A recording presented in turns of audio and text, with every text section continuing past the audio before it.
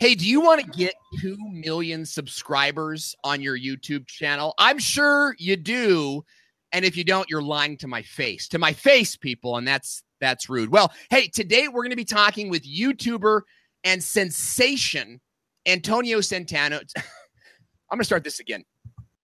Do you want 1 million subscribers like yesterday? Of course you do. We all do. And that's why today we're talking with YouTuber Antonio Centeno, the founder of Real Men, Real Style. He's got 1.9 million subscribers, and he's going to be sharing his tips and tactics for getting huge on YouTube. Ladies and gentlemen, stay tuned. It's the Business of Video podcast. You're listening to the Business of Video podcast, where the world's top YouTubers and marketers talk about what's working with online video.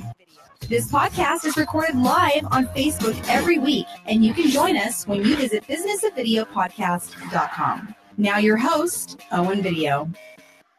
Welcome back to the Business of Video podcast, everybody. It's Wednesday. It's 9 a.m., which means we are coming at you live. It's me and my co-host, Nick Nimmin, ready to crush this podcast for you, because that is what we do on this show, where we keep you up to date with the latest in what's working with video and online marketing. You can join us live every single week on Facebook, iTunes, or YouTube. When you give me 5, that's right, just type 5 in the comment section right now. If you're watching on Facebook, that'll subscribe you to the show. Our magical chatbot will wake up from his mystical sleep and send you a message. Plus, you'll get an alert every single week when we go live. Our guest today is Antonio Centeno, who is the handsome face, the stylish, the debonair, and I would use more words if I had graduated high school. He's the founder behind Real Men, Real Style, teaching men of all ages to dress and look their best to make the impression they desire. We're going to be getting to him in just a minute. But first, I want to welcome back my co-host extraordinaire, my good friend, Mr. Nick Nimmin. Nick, welcome back to the show. Thank you, Owen. I appreciate it, man. How are you doing? I'm good, man. We missed you. We missed you the last couple weeks. You've been out. Tell everyone what you've been doing. Yeah, so I went to Armenia to teach a group of 18 young student Armenians basically how to use YouTube. There are some in there that are already using YouTube. They've got 50,000 subscribers, 30,000 subscribers, 20,000, 10,000. But they don't really, and they're just kind of winging it. So basically what I did is I went and I'm taking the people that don't know how to do it, and I'm basically giving them all the tools that they need. And the people that do know how to do it, I basically taught them how to amplify everything it is that they're doing so that they can dominate Armenia in YouTube. And another thing with them is, everybody in the English-speaking market, right? Everybody's complaining about what YouTube is doing with ads and things like that. But they're still at the point where we were a long time ago, to where ads aren't even available there. So like in order to monetize their stuff, they have to think of other creative ways in order to make money from what it is that they're doing on YouTube. So part of my challenge when I was there is, helping them understand the different things that they need to do there, as well as just teaching them all of the fundamental principles as far as all of the different things that are important and all the different things that they need to focus on when it comes to growing a YouTube channel. Yeah, that's amazing, man. What a blessing too, to be out there working with like young kids and inspiring that dream. Yeah. Yeah, it was awesome. And the kids were so fired up, man. Like on, I think it was the second day, there was a challenge between them to where basically they were all competing on like who could stay up and like work the most. So like there was literally a handful of them that got zero sleep at all, because they were up like editing videos and working on making videos and things like that. They didn't even sleep on day 2. Yeah. So, I mean, they were just so fired up and so excited by, the information that they were hearing, that they just couldn't, they just had to keep working on it, which was a pretty awesome thing to see. But, more importantly than that, like I said, is, like in the English speaking market, how we're always, talking about ads and stuff like that, and the little changes that YouTube is making, like over there, like they're pumped up about just making videos, about just making content. Right. And it's at like that fundamental level. You know what I mean? It's like they're fired up about making the videos more than anything else. Of course, they want to earn money from it like everybody else. But more than anything, they're just fired up to make the content and get in front of an audience, which is pretty awesome. I love that, man. What a great experience, you know. And I saw that picture that you posted on Instagram with you and all those young buckaroos, you know what I mean? Yeah. It just reminded me of when I was in juvenile hall. But it's a whole different story. That's a whole different story. And one thing I want to mention also is I also want to give and I'm going to be doing this here for a while just because it was such a big deal. I also want to give TubeBuddy a shout out because and TubeBuddy, if you don't know, TubeBuddy is like the premier browser plugin for YouTube content creators. And with TubeBuddy, basically what they did is I hit them up and I said, hey, you know, I've got these kids here. I've got like 18 of them that I'm working with there's no way that they would be able to get your Legend account and keep paying for it, you know, over time and all that stuff. So they said, hey, I'll tell you what, you know, we like what you're doing there. We want to contribute as well. And they gave 18 of these kids lifetime Legend accounts, which is the highest tier that you can get there. But they gave them lifetime Legend accounts to help them have the tools that they need to make sure that they make the right progress over there. That's awesome. Yeah. TubeBuddy rocks, man. They really go above and beyond. They do. And they're not sponsoring. They didn't pay for this. We're just right. saying we know the company really well. We both stream on their platform, so we love them. TubeBuddy totally gives back. Yeah. Awesome. Well, Nick, we're glad to have you back. It's been a big week in news, ladies and gentlemen. We have a very special guest coming on the show today. Lots of exciting stuff happening. Let's take a look.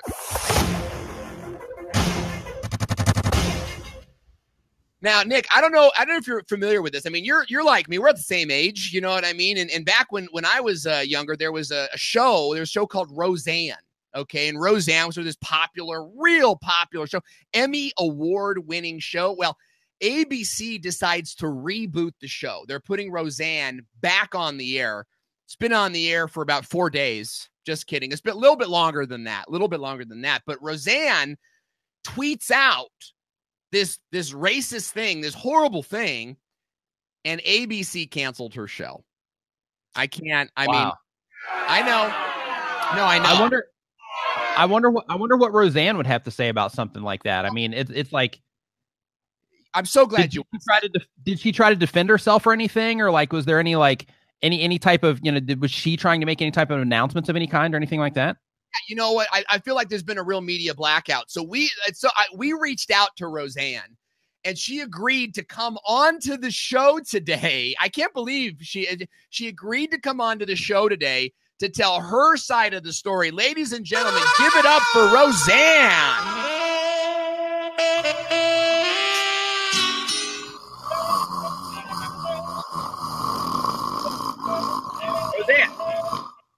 Oh, hey, Owen! What's up, Owen? How you doing, Nick? Wow, great to see you guys. Thanks for having me. Oh, my goodness. I'm sorry. Nice to have you here, Roseanne. Were you sleeping? Yes, Owen. This doctor just prescribed me Ambien, and it's like it's euphoria. I guess I was sleeping. I don't know. Was I? Yeah. You know, wait. Great to have you, Roseanne.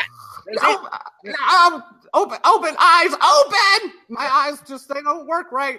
We're live on the air right now with Roseanne Barr. It's great to have you on the show. Coming on, I mean, you must be super busy right now with the midst of everything going on.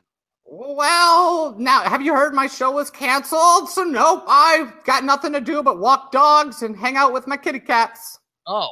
Okay, well, I'm glad you're a pet lover. That's sort of a good thing. So, Roseanne, what happened? We're not a show that wants to gossip. We don't want to gossip. We want the truth. We have obviously a high standard of truth here. What happened with this whole Twitter thing? Well, Owen, when I woke up, I think it was this morning, or every day is about the same with Ambien. So I don't know. I tweeted something, I guess. I think I spilt my cherry cola on my phone. Next thing I know, I have all these people saying I'm a racist, and I have no idea. But have you seen our new show? We rebooted it. Yeah, you did. No, they rebooted the show, and you had a very successful show. It was an Emmy. Yes, Emmy award-winning show, popular. 20 years ago, we had this show. We started it. We decided to reboot it because that's what people do. Have you been to a band concert lately? They're all 50 and 80, and they're just rebooting for money, and I just love it. It's insane. No, it's very insane.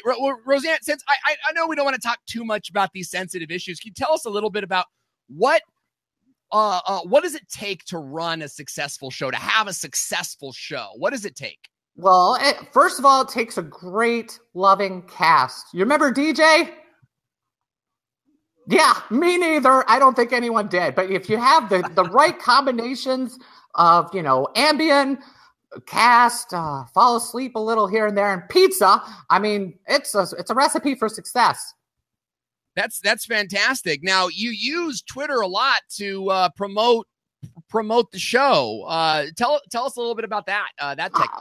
Absolutely, I do. It can either make your career successful or run it straight into the ground, and I have a lot of practice. Let me just show you a couple of tweets, and maybe I can inform you and your audience. Oh, great. You want to see some tweeting with Roseanne? That's great. I think that's a perfect, let's get into that. Yeah, well, here's the first one. Check out my new show on ABC. What do you think? I think that's a great name. That looks great. Very clear, easy to understand. Yeah, it's good. 48 hearts. 40. Can you believe that? 48 people hearted that. I thought it was good. And here's the next. Oh, see? Dear follower, you're all dingle. The same amount of hearts, Owen. Do you see a trend here?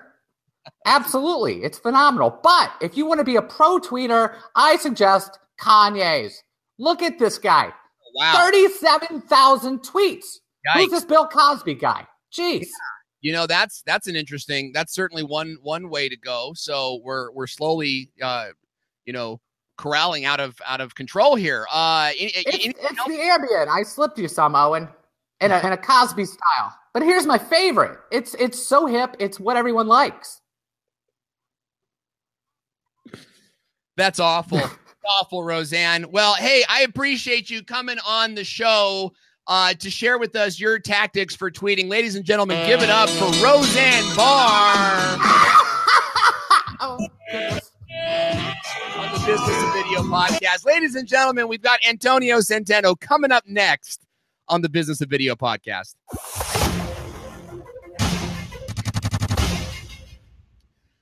Wow. Well, that was definitely, it's going to be a hard act to follow. Yeah. I'll just go ahead and say that. Hard act to follow right there. Good luck, Antonio.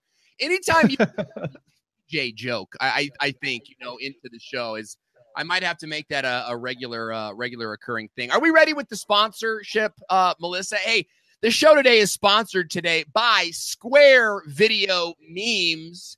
You can go to thevideospot.net/memes and get my brand new course on how to take your widescreen video and transform it magically into a square video that looks stunning on Facebook and Instagram. The whole course is only $17. You get 3 different installments on how to prep your phone, how to get the footage into your phone, how to turn it into a square video. And guess what? All of this is done directly from your mobile phone. You don't need any to desktop or any complicated software. So if you guys want to go check that out, go to thevideospot.net/meme and check it out today. All right. Well, I'm super excited. I hope that he stuck around, right? Wouldn't it be awful if we go to bring him on the show and he's like, sorry, I couldn't hang. Nobody makes fun of DJ on my watch, type of thing.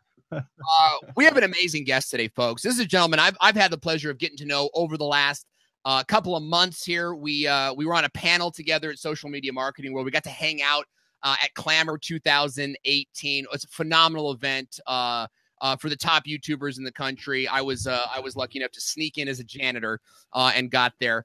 Antonio Centeno is president of atailoredsuit.com and the founder of realmenrealstyle.com. He has created over 700 articles and videos on men's style, blogs, and more on the art of manliness. He's a former U.S. Marine with an MBA from UT Austin and a BA from Cornell College. He has almost 2 million subscribers on YouTube, and he's here to share his journey with us. Antonio, welcome to the show. Thanks for having me, Owen. Good to be here.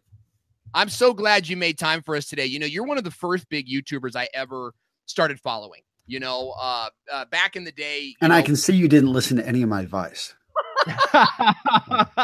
What happened here? What's going on? It's funny Love because I'm wearing the sweatpants that you recommended on your show. Public rec. The $400 pair of sweatpants. Yeah, I don't remember those, but I did talk about it. I've talked about sweatpants once, and they're more. I do remember the company, and I enjoy their stuff, so no problem recommending them. You're always a stylish guy. I've had a chance to run into you in a couple different places. For some of the audience, tell us a little bit about what you do. Get us familiar with your content. So we can all agree that most men don't know how to dress, and I simply bring order to disorder by making style relevant for the average guy. And I make it relevant. I make it something that they understand. They send a message, and then I bring it and I make it easy to digest, easy to understand. I was in the Marine Corps, and for me, it always, it was like, hey, we paid attention to our uniform, and your uniform signals rank in your place in society, or at least in the military. And I think that most guys don't understand what they wear and how they dress does continue to send that signal. Like right now, I'm dressed down. I've got a t-shirt hanging out in my office. Don't usually do much on Wednesdays except focusing on my company. So I'm like, hey, it's like, this is what I'm wearing, but I'm also representing a brand. There's a brand attached to this one that I actually get paid to talk about and is ran by one of my best friends. So I'm happy to, kind of get him a shout out like in this video, but people make a quick decision on you, and you need to understand that, hey, am I controlling that message, or am I just, flying by the seat of my pants? And I hope guys can start to better control that message, especially if they're ambitious, they want to get something out of life. Mm-hmm. Nice. Yeah, it makes a lot of sense. Now, tell us about how you started your channel, because you've got 1.9 million subscribers. Okay. How did you start that channel? Well, I don't like to really focus in on like subscriber numbers or traffic numbers, because there's a lot of other things there, but it is one of those things that brands look at that. People look at, oh, wow, you're a big deal. It's funny how, but really it comes down to, I wanted to solve problems, and I had a business, and I'm like, well, people are going to come to my business and they're going to buy, initially it was a clothier. They're going to come buy my clothing if I actually solve their problems and get in front of them at that purchase decision point. And so that was initially the goal of the channel, was to actually send traffic to my custom clothier.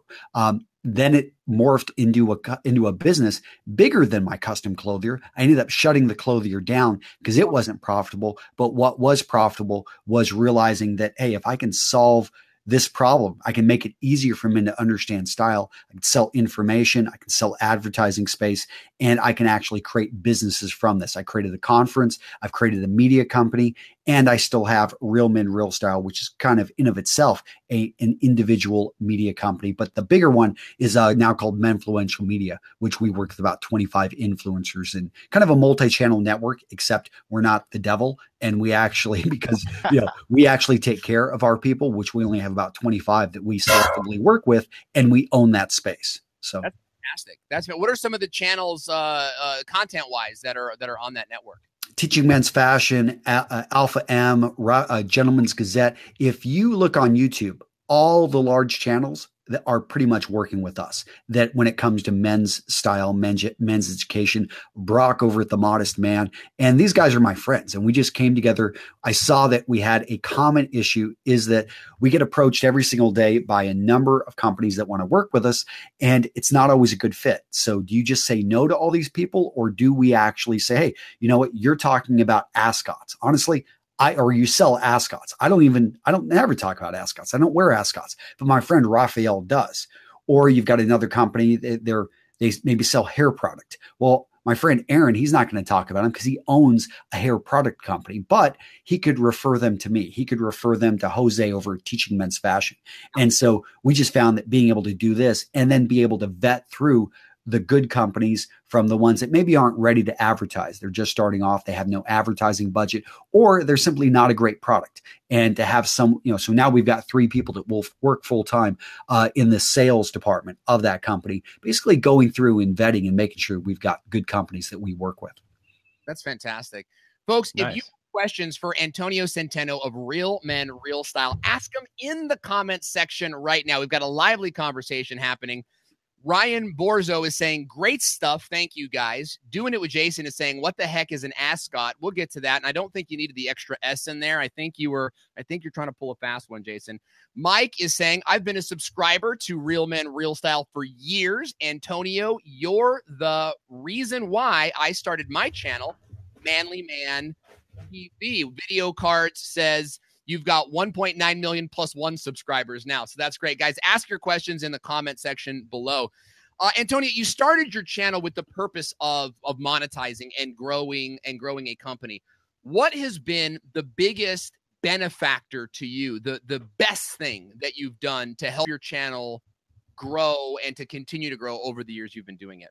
Yeah, it's funny. We were on the panel together about it. It's collaborations. And I wouldn't be anywhere if I didn't actually have a collaboration. And it's not just in the traditional sense of actually working with another YouTuber. It's just collaborations in general, from collaborating with my audience in the sense of answering their emails and asking them, hey, what do you guys want more videos of? In the early days, I still actually pretty much answer every single email. I've got a team of 3 assistants that's all their job is to actually answer emails. They present them all to me and I zip through and I try to give them my responses, but I collaborate with my audience. I collaborate with other creators. Oftentimes I feature them. I talk about them.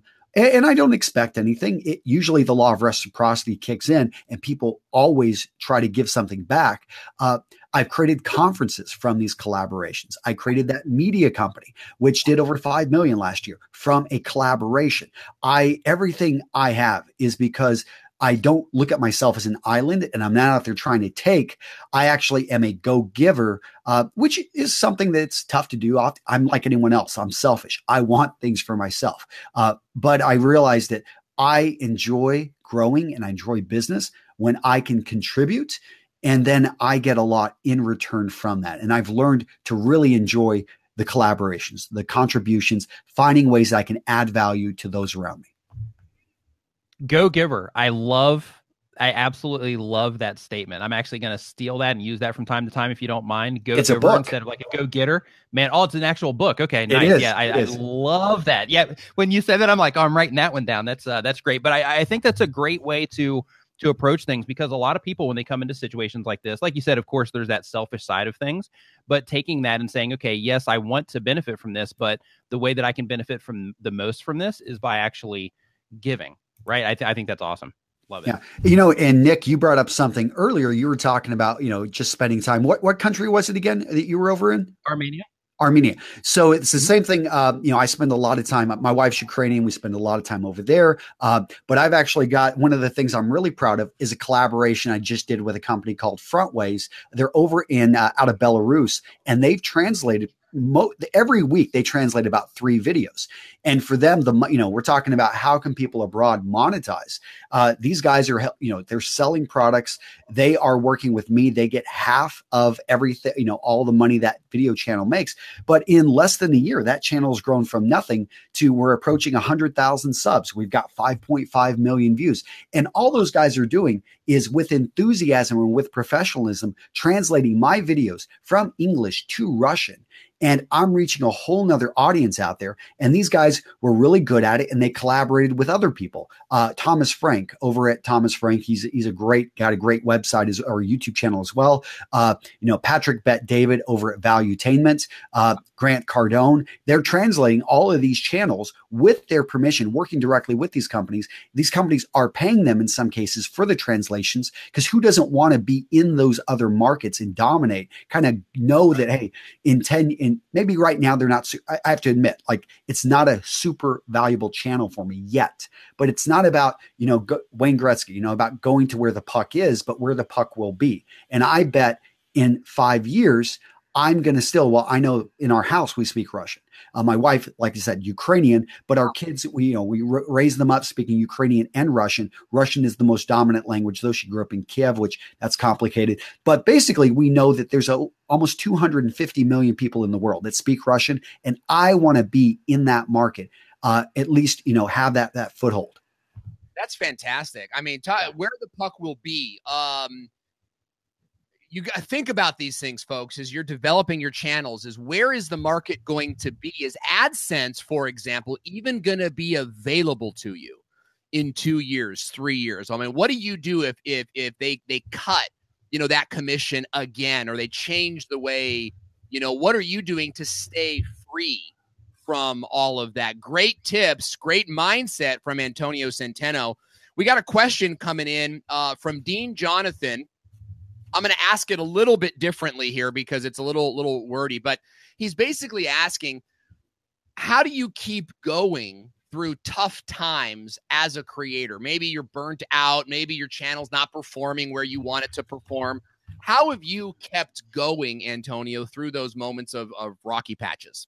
Well, first off, it really helps if you've got a partner, someone in your life that, keeps you straight. And yeah, got to have cheerleaders in your life. For me, it's my wife. We've been together for, I met her in 2001. So it's 17 years. And we've been married for 15. So it's something that I've got her, we definitely have our ups and downs, but overall, she's got my back. If I need to be at the airport at 4:00 in the morning, she's up at 3:00, helping me get ready, helping make me breakfast and things like that. So having someone that stands behind you and, throughout life is really, I think, important. So having a great partner, whoever that person may be. And also going to events. So I just returned from ClamorCon. I was out there in Palm Springs. That was an invite only, larger YouTuber event, but there were events all over. Maybe it's VidCon, although that thing has gotten kind of crazy. But there are events that you can go to. We were out social media marketing world. That's not necessarily a YouTubing event, but you're around creative people out there making things happen, and you're surrounded by everyone who has a can-do attitude. And I find that I live in a town of 1,000 people. If you want to talk about hunting, Green Bay Packers, or farming, that's cool in my town. But besides that, that's pretty much the topic here. So if I want to talk YouTube, I want to talk about growing a business that's going to change the world. I do these online meetings. I have masterminds that I'm a part of, oftentimes simply for the motivation. I've got events that I travel out to, and I also invest in myself. As soon as I started making money with YouTube, when I made my first, I made $2,000 one month, and I was like, yeah, that's awesome. And then I took all that money and I gave it to somebody that could help me on my team, which was basically a video editor. And I started paying him that exact amount so that I could hand that off, so that I could focus in on, because I honestly, editing my videos was draining the life from me and my wife. And it was just like, we don't like this. We don't want to do it. Let's hand this off. So handing off those things that are draining the life out of you, and then again, putting yourself in a position so that you can, again, invest in yourself. So I have coaches that I pay, I have an accountability coach every week I meet with, who also holds me accountable and makes me do what I know I need to already get done. That's fantastic. Folks, What are you doing? If you're watching us on Facebook right now, or even on YouTube, and there's a comment section, what are you doing to hold yourself accountable, to stay motivated? If you have a motivation partner, tag them. Say thank you in the comment section right now. I'd love to hear from you guys on that, because I've had a chance. I've met your family. I've seen your kids walking around, very polite, well-dressed kids. I've actually never seen an 8-year-old in an ascot, which was, I thought, phenomenal. Yes. Well, regular beatings actually keep children in place. So, yeah. And Roseanne, I'm sure she'll tweet about that, because DJ was probably not beat enough on the show. That's why he ended up going down the wrong path. Yeah, in Twitter sphere, it'll be out there. But yes. Real down to earth family, and that's actually what I love about what you're doing, because it's working. It's coming through to your kids, and it's coming through on your channel. Brian White, Media Zeus, is asking, how do you start collaborating as a new channel? What tips do you have for new channels that are maybe sort of, like, oh, I'm not big enough. Who's going to collaborate with me? What are your tips for them to get out there and start collaborating? Well, first off, get out of that negative mindset that you don't have value, because just because you're small does not mean that you are not useful, that you don't have value to give. And in fact, small is an asset, because, you're more flexible, you're more nimble, you can change and flip on a dime. Everyone has skill sets. My 13-year-old son has a number of skill sets. He actually understands form when it comes to lifting weights and exercising. He's been working with a trainer right here in our small town for the last 6 months. And he's got that he can, so you can list out really what skill sets do you have and find out, hey, you may not be able to contribute much when it comes down to an audience, but if you're an expert, let's say with photography and lighting, or that's your background, well, look at my channel. I'm blowing myself out and I need help with my lighting, and say, hey, like I can't contribute much, but actually I'm pretty good with lighting. Antonio, send me a video quick of your video setup. Let's look at your lights. Let's look at positioning of your camera. Let's get back to the basics, because I think that you could be shooting sharper. List out for me your equipment. You don't even have to list it out. Record like a 5-minute video, say it. I will look it up and I will help you improve your video setup, because I can tell that, to me, that's like, this is a problem I've been trying to solve. And it's like, so find out where you can actually add value. And it doesn't have to be about like exchanging audiences. I've got a good friend. He won't ever like have a guest on his channel. That's just not what he's going to do. He's very selfish with his channel that way. And that's why his channel is successful. But like we collaborate all the time in different ways. Interesting. That's fair. Are you talking about Alpha M by any Yeah, he's not going to have anyone on his show. He's not going to have me on his channel. I mean, it always like irks him that people ask for this, because to me, it's like, hey, like literally, it's asking, hey, like borrowing his wife. Are you kidding me? Like he would probably, like, I know Aaron would not agree with this necessarily, but it's like, he's not swinging here. So, and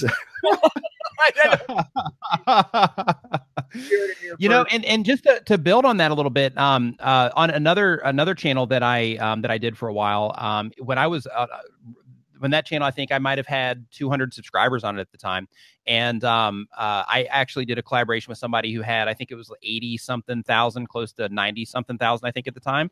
And the exchange there was that we would do the collaboration. And because I have a graphic design background, basically I offered my graphic design services in exchange for the collaboration, because they had some things that they needed and things like that. So absolutely, totally on board with what you're saying. That's fantastic. We've got some great questions coming in. Brian White is saying Nick and Owen are my accountability partners. Shelly Carney says, I have a great partner, Toby Michael Eunice, on our channel, agypsykiss.tv. We work to create new products for our channel all the time. Kathy Spacey is saying, honestly, people who keep me accountable on YouTube is you guys, Owen and Nick, but in fitness, it's the Beachbody community. And a lot of great comments, guys. Keep them coming in. We want to hear from you on this topic. Here's an interesting question.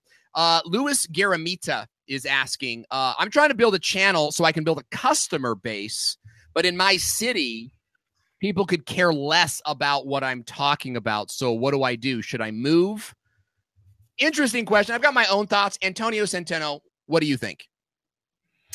Trying to build a channel so I can build a customer base in my city, but my city could care less. Well, it sounds like you're not solving a good enough problem here. I had a serious problem. One of my favorite examples is my toilets were starting, basically my sewer system having an issue. I have an old house, and that's a pretty serious problem because it was Thanksgiving and I had to pay triple to have a guy come out and clean out my sewer line.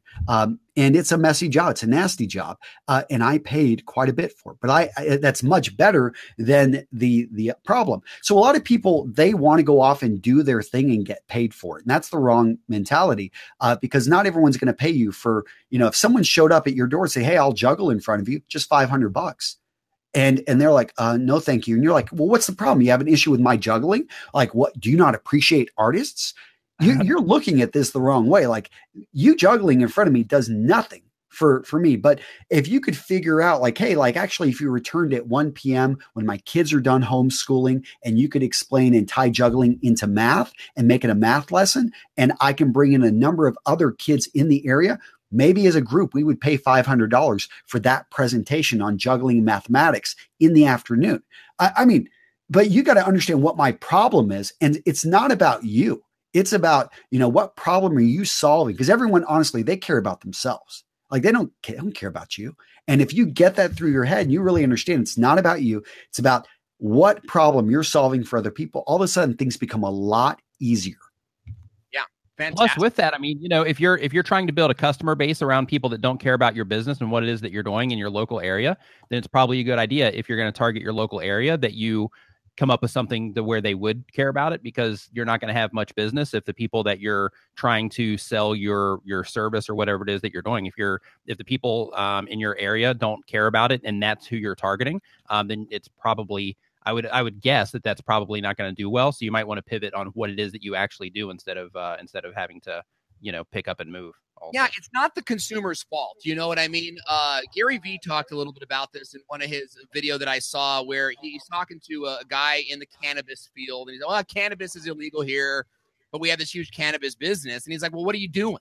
What are you doing trying to make something work in an area where it's not legal for it to work, right? You're going to be fighting against the grain. He says you either need to move to where that thing is valuable, or you need to switch what you're offering to something that people, can relate to in your area. So it's a great question. And I think Randall Harp, good to see you, by the way, is saying truth bomb. Kathy Spacey is saying great way of explaining it.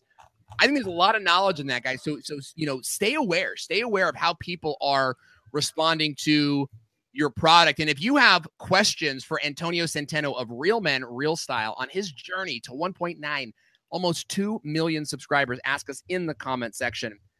Antonio, you had mentioned family a couple times. I love that you mentioned your wife. My wife is my business partner. We recently pulled her away from an $80,000 a year teaching job to come home and build the video marketing business over here. In this pervasive hustle culture environment that we live in, did you have to sacrifice family time and raising your family to grow your channel? Yeah, initially I did, and I actually regret that. It's something that, and it wasn't necessarily my channel. It was just, there were things that I've done. When I went back to business school, I went back to UT, got my MBA, was able to go for free as a combat vet. I thought it was a great opportunity. The problem is my wife and son were living in Ukraine, and I didn't want to bring them to a new country as a student with making no money. I just did not see that as a good life, a good way to start our marriage. And my wife had tons of support in Ukraine. So we rationalized me going to the United States and studying for 2 years. But that means I missed out on a lot of time with my son. Now I try to make it up, but it's one of those things that I do say, if you've got family, you need to not only say they're a priority, but make them a priority. It starts with saying they're a priority, but also, I used to have a sign here. I need to get it back up, but it would say, is the time I'm spending on this project worth the time I could be spending with my family? Wow. And I always need to be asking myself that, because there's a great book called Essentialism. And what Greg McDowell, what he really hits on is that it's like a shower, that we have you've got to constantly wash yourself clean of all this non-essential stuff that gets thrown on you, because the world wants to throw things on you. And the vast majority of it, 95% of it is noise, doesn't matter.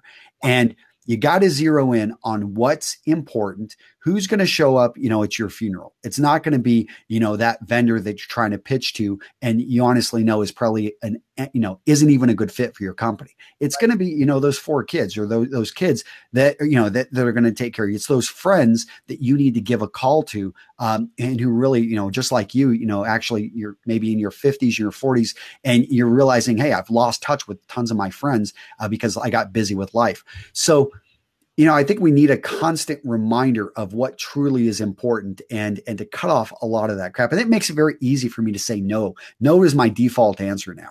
Yeah. And I appreciate when people make time for me. There was a guy that just joined us, Paul McGregor. And I had a guy, Jason Capital. Both these guys in the last couple of years have shown me how much I matter by actually driving or flying to where I'm located and basically saying, hey, I know you're a busy guy. I'd love to talk to you for 2 hours. How can I fly to see you in Kiev, Ukraine? That's exactly what Paul did. What Jason just a couple weekends ago said, hey, I know you'll be in Palm Springs. And this guy runs a multi-million-dollar business. He's got 20 employees. And he's like, hey, but you're important. Can I bring my video crew and we'll need just 2 hours. Can I drive out to Palm Springs and just meet with you? That's great. It's like, yeah. But the vast majority of people they say, I don't have time for that. That's BS. What they're saying is it's not a priority. And be honest with yourself. All right. Because if you're saying you don't have time for your kids, you don't have time to be at home for dinner with your family, let's be honest with yourself. It's not a priority. And if you say that, it's a slap in the face that you've got your stuff messed up. Wow. That's heavy. Yeah. There's people that are going to be listening to this like, wow. Some soul searching going on with that. I have a question for you. So like, where you're at in your business and on your YouTube channel, like what it is that you're doing in life, like you have like a lot of people that look up to you, that a lot of people that, see you as an inspiration.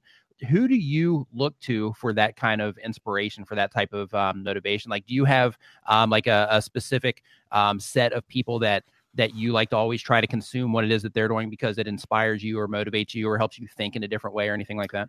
Yeah, I keep them really close so I could just go through my phone and I talk to them and I call them all the time. I've got on speed dial, I've got Aaron Marino. A lot of people view him as a competitor. He's one of my best friends and someone I'm inspired by. And he keeps me very focused in on business and taking care of my cats because he is a cat guy, loves his cats, sends me nudes of his cats all the time. There's Ryan Masters over, this guy over in Denver, Colorado. And when it comes to self-education and thinking through things and investing in yourself, he's an inspiration. He's the godfather to my youngest daughter, Katya. There's my Aunt Lola. She's, no one's ever heard of her, but this is a woman, when she was, like about 38 years old, got shot through the head, crawled 800 meters, in freezing weather, to be able to survive and to find help, and has continued to live a life despite, having really bad draws throughout life. She never had a job that paid her more than $15 an hour, worked hard, was raped as a young woman. I mean, she's just had these things happen in her life that when you look at a life like that, you're just like, and you realize that's also within your blood. You realize, hey, I've got a lot and I'm inspired by. I saw a great video last night. It was about like how your grandparents were cooler. Like when you saw pictures and you realized your grandparents were cooler than you. And I love looking at where we come from and realizing that you are from the lineage of survivors, of people that have, if you look at who you are and what you're made of, you have survived through your genetics, have survived through wars, survived through conflict, have survived, it's just amazing. And so for me, it's hard not to find inspiration just really close to home. I freaking love that. Nice. I love that, especially in this generation. And Nick, I remember when Nick and I have been friends for a while. Nick saw me through cancer.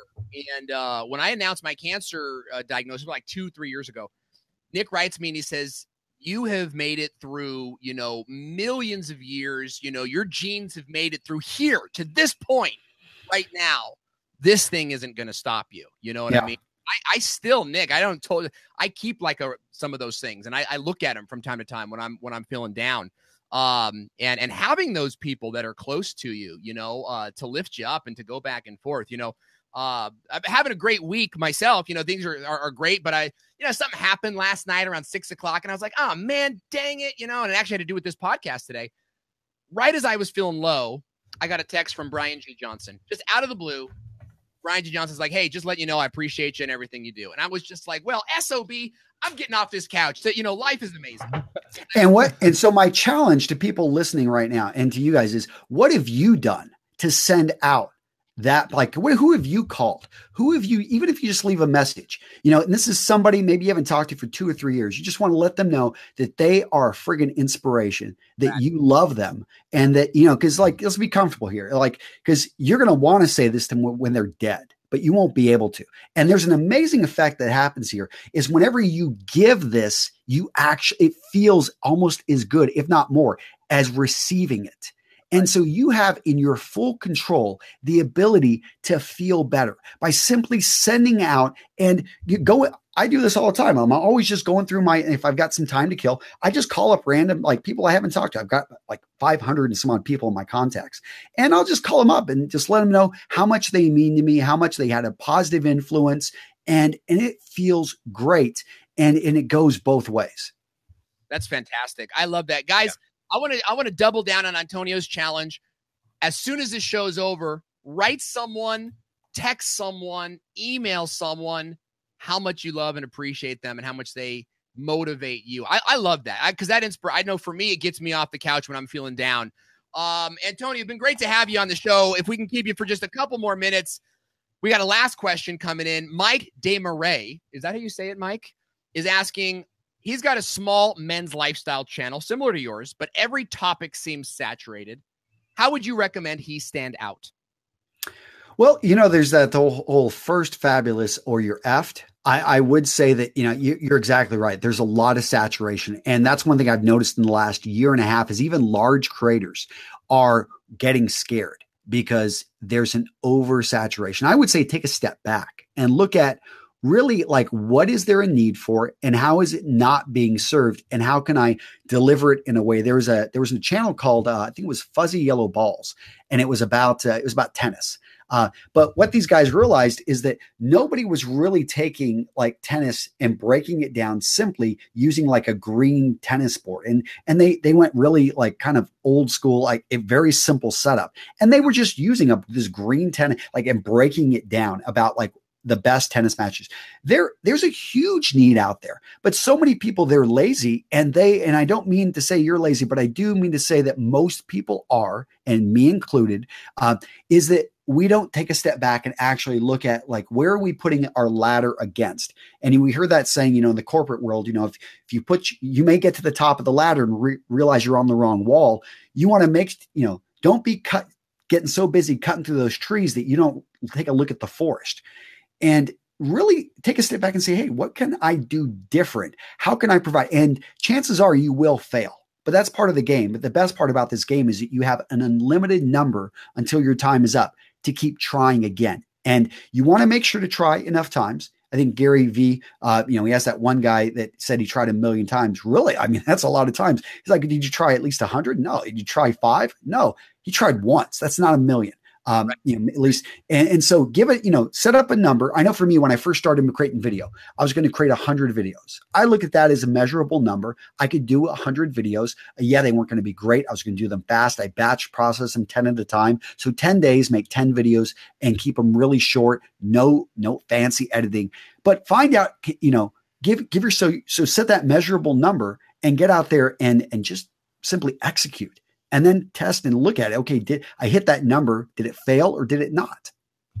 Fantastic. Yeah.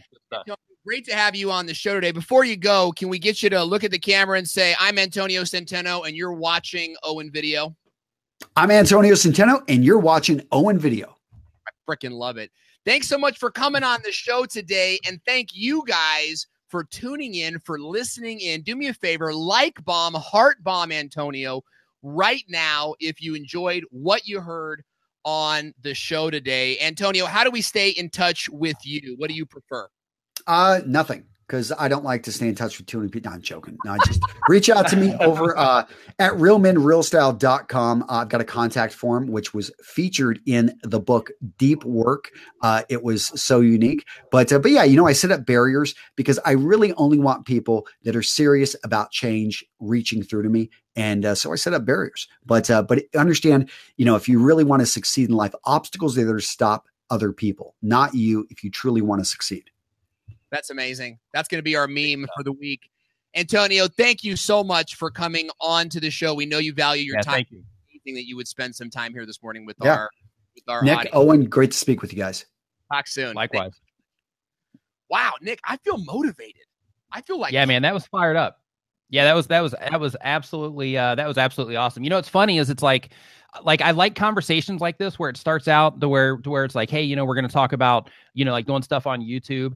And in my brain, I'm thinking like, it's probably going to be the same stuff that you always hear about, making sure you're serving your audience, making sure that, this, that, and the other thing.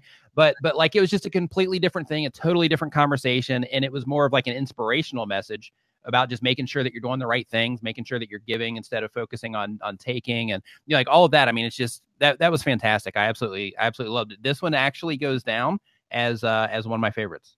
That's because awesome. Of that, because it was so out of the box from what I expected when we came on today, that this one definitely goes down as one of my favorites. And it was inspirational. Like, it's rare that I feel like fired up after the show because of the guests that we had on, in terms of like inspired by, and that was fantastic. It's hard because we're actually we're orchestrating the show, right? So we're in the race, you know what I mean? Whereas sometimes, I get so kind of like intrigued by what the guest is saying, that I'm watching the race, you know what I mean? Yeah. And being inspired by the runners in it. Hey, if you guys enjoyed this interview, tell us what you liked best about the interview in the comment section right now. And if you really love us, if you really want to hook us up, click share and share this video out on your timelines right now. Let people know you're watching an amazing podcast that will inspire you guys. Go write someone. Tell them you love them. Tell them you're inspired by them. Keep up the great work. We believe in you, and we'll see you next week on the Business of Video podcast. We'll see you guys. Take care.